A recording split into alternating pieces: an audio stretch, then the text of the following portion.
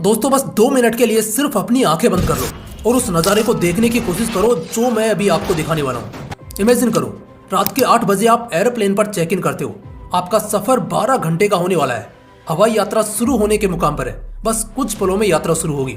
घनघोर अंधेरे और कड़कती बिजली के बीच वो हवाई जहाज जिसमें आप आराम से कॉर्नर सीट पर बैठे हो, वो एरोप्लेन टेक ऑफ करता है। रात का समय है, इस वजह से पूरे फ्लाइट में गुप्त सन्नाटा है। रात के 1:30 बज रहे हैं और इस वक्त जब आपके साथ साथ दूसरे सभी यात्री गहरी नींद में खोए हैं, प्लेन को एक जोर का झटका लगता है। एक ऐसा झटका जिससे पूरा प्लेन कांप जाता है। सभी के सभी पैसेंजर्स बहुत घबरा जाते हैं। उस फ्लाइट में छोटे बच्चे, बूढ़े लोग, नए शादीशुदा लोग हैं और आप हो।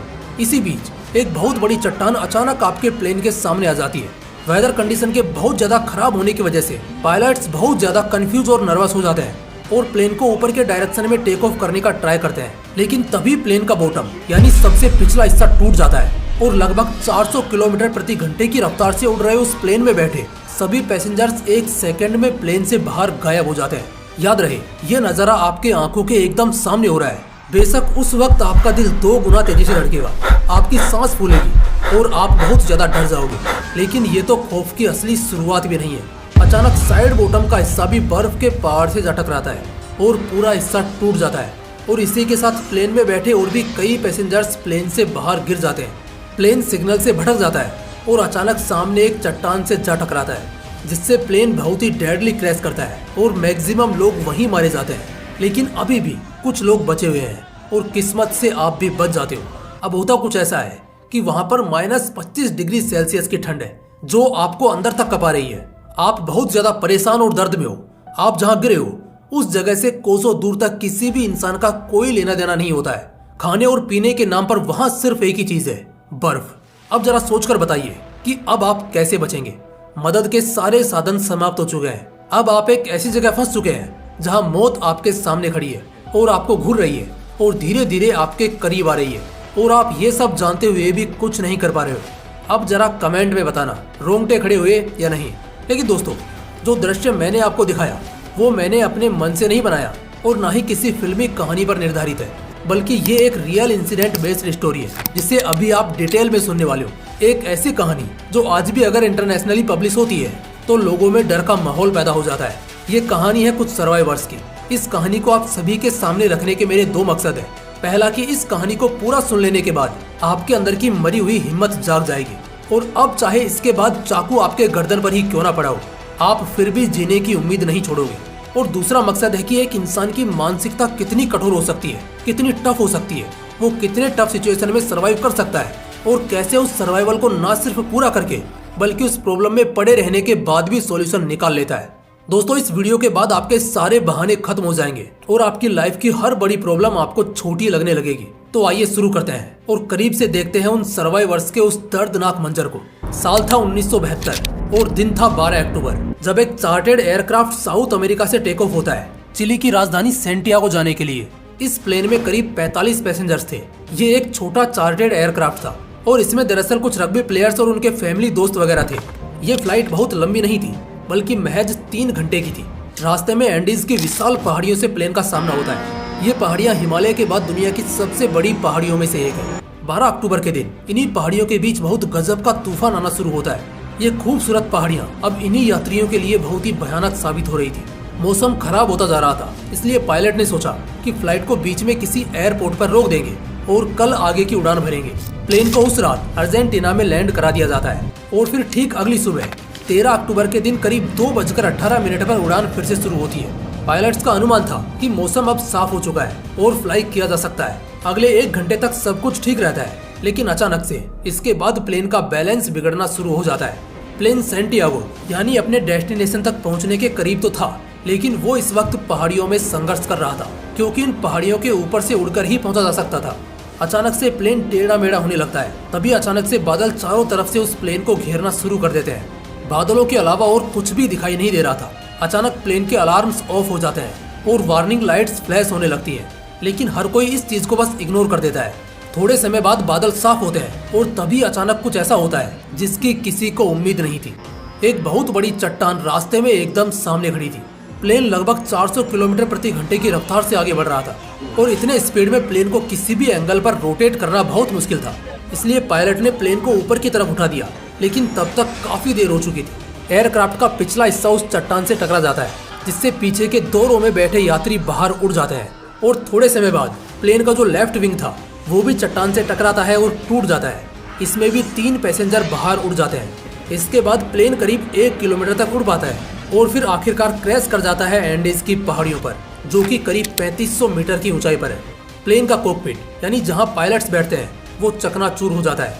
दोनों पायलट्स की ऑन द स्पॉट डेथ हो जाती है। अच्छी बात यह थी कि इतने भयानक क्रैश के बाद भी 45 में से 33 लोग बचे हुए थे, वो अभी जिंदा थे।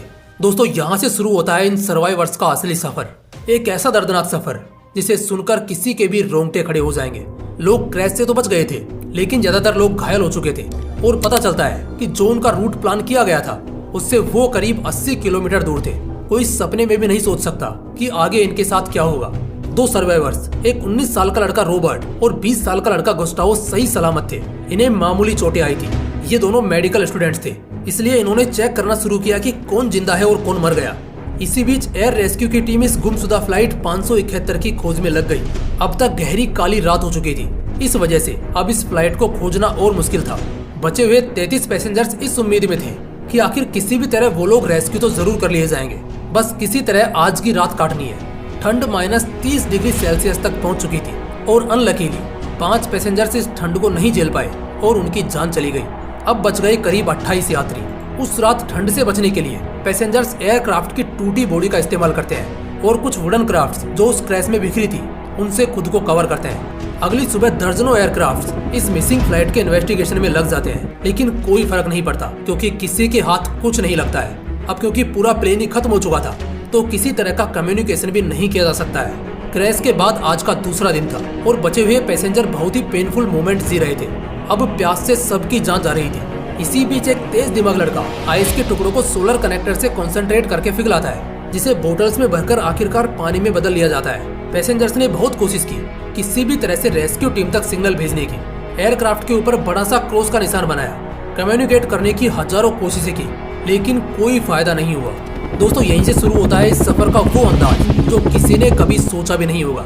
लगभग 8 दिन बाद सर्च और रेस्क्यू टीम ने भी अपने हाथ खड़े कर दिए और इस बात को मान लिया कि अब उस मिसिंग फ्लाइट को खोजने का कोई फायदा नहीं है, क्योंकि 8 दिन तक ऐसे बर्फ में रहकर जीना, वो भी बिना खाए पिए, नामुमकिन है। तो अब ढूंढ कर भी कोई फायदा नहीं है। इसी तरह 11 दिन बीत चुके थे और अब उनकी हालत भूख से खराब हो रही थी। उनके पास कुछ चॉकलेट बार, 2-3 जैम की बोतल, पीनट और कुछ बोतल शराब थी जो उन्हें प्लेन के अंदर से मिली। वो हर दिन बहुत कम खाते ताकि ज्यादा से ज्यादा वक्त तक सरवाइव कर सके, लेकिन इतना काफी नहीं था। आसपास दूर दूर तक कोई पेड़ या जानवर जैसा कोई सोर्स मौजूद नहीं था। जब भूख बहुत ज्यादा बढ़ गई और जब ये सहन नहीं हो सकती थी, तब लोगों ने मजबूरी में प्लेन के पार्ट्स खाने शुरू कर दिए अपने भूख को मिटाने के लिए। और तो और लोग अपने मरे हुए साथियों की लाश को खाने लगे, क्योंकि भूख से मरने वाला शख्स आखिर में कुछ नहीं देखता। धीरे धीरे कुछ और भी लोग मरना शुरू हो गए और आलम कुछ ऐसा हुआ कि अब सिर्फ 16 लोग बचे थे। एक 18 साल का जवान लड़का जिसका नाम कार्लोस था, उसे याद आया कि उसकी माँ ने उसे सिलाई करना सिखाया था। वो हमेशा अपने साथ सुई धागा और कई सारे सामान कैरी करके चलता था, जिससे उसने एक स्लीपिंग बैग भी बनाया। उससे लोग ठंड से थोड़े बच पा रहे थे। इस क्रैश को हुए अब 2 महीने बीत चुके थे। 3 बहादुर आदमी पराडो, कनेसा और विजिंटिन सामने आते हैं और वो इस ग्लेशियर को लांघकर आगे बढ़ने का प्लान बनाते हैं, इस होप में कि शायद कहीं से कोई हेल्प मिल जाए। उन्हें रास्ते का कोई पता नहीं था। उन्हें बस इतना पता था कि यहाँ से वेस्ट की डायरेक्शन में चिले आएगा जहाँ उन्हें जाना था, लेकिन इसके लिए उन्हें ये पहाड़ लांघना होगा। उन्हें लगा शायद 2 से 3 दिन तक लगातार चढ़ना होगा, इसलिए उन्होंने 2-3 दिन का मीट पैक कर लिया, जो कि उनके साथियों की ही लाश का था। और बिना किसी स्किल और एक्सपीरियंस के उन्होंने ट्रैकिंग शुरू कर दी। उन्होंने 3 स्वेटर्स और 4 टी-शर्ट कुछ इस तरह से पहने थे ताकि ठंड से किसी तरह वो बच सके। उन्होंने बहुत स्ट्रगल किया। ऊंचाई पर जाने के बाद हवा पतली हो जाती है, जिस वजह से उन्हें सांस लेने में भी दिक्कत हो रही थी, मगर वो रुके नहीं, बस आगे बढ़ते रहे। हर रात वो तीनों एक स्लीपिंग बैग में चिपक कर सोते ताकि ठंड न लगे, और इस थकावट को अगली सुबह भूलकर वो दोबारा से ट्रैकिंग पर निकल जाते। 3 दिन बीत चुके थे और अब चौथे दिन की सुबह थी। उन्हें ऐसा एहसास होने लगा कि शायद वो गलत रास्ते पर आ चुके हैं, क्योंकि उन्हें दूर दूर तक कोई भी दिखाई नहीं दे रहा था। उनके पास अब इस वक्त ना के बराबर खाना बचा था। तारीख थी 15 दिसंबर और इस वक्त तक उन्हें एहसास होता है कि जितना खाना ये पैक करके लाए थे ये बहुत कम पड़ने वाला है, क्योंकि सफर अभी बहुत लंबा था। तो खाने की कमी की वजह से विजेंटिन वापस क्रैश साइट पर जाने का फैसला करता है। एयरक्राफ्ट का टूटा हुआ सीट विजेंटिन के पास था। इससे स्लाइड करता हुआ वो महज 1 घंटे में उस क्रैश साइट पर पहुंच जाता है। आप सोच सकते हो, जहां तक की चढ़ाई में 3 दिन लग गए, वहां से फिसलकर वो सिर्फ 1 घंटे में वापस पहुंच गया। दूसरी तरफ पराडो और कनेसा वहां से आगे बढ़ते हैं। करीब 3 घंटे बाद वो माउंटेन के पीक पर पहुंच जाते हैं। वहां से उन्हें एक वैली दिखाई दे रही थी। वो लोग वैली तक पहुंचे और आगे उस वैली से एक नदी दिख रही थी। ये एक बहुत बड़ी राहत की बात थी, क्योंकि नदी के आसपास कोई ना कोई कम्युनिटी जरूर होती है। बस इसी उम्मीद से वो उस नदी की तरफ बढ़ते रहे और करीब 9 दिन की लगातार ट्रैकिंग के बाद करीब 60 किलोमीटर का सफर तय करके 20 दिसंबर के दिन फाइनली उन्हें कोई इंसान दिखा। उन्होंने 3 आदमियों को घुड़सवारी करते देखा। उन्होंने खूब आवाज लगाई, लेकिन नदी का बहाव इतना तेज था कि वो आवाज उन तक नहीं पहुंच पाई। लेकिन खुशकिस्मती से उनमें से एक ने इन दोनों को देख लिया। अगले दिन वो 2 बार आया और एक कागज और पेंसिल को पत्थर में लपेटकर नदी के दूसरी तरफ फेंका, जिससे पहली बार उन्हें अपना मैसेज उन तक पहुंचाने का मौका मिला। इन्होंने उस पेपर में लिखा कि वो उस फ्लाइंग एयरक्राफ्ट के ट्रेवलर्स हैं जो 2 महीने पहले गायब हो चुकी थी। वो बहुत स्ट्रगल करके यहाँ तक पहुंचे हैं और उनके कुछ साथी अब भी मदद की उम्मीद में हैं। उनकी मदद जल्द से जल्द नहीं की गई तो वो मर जाएंगे।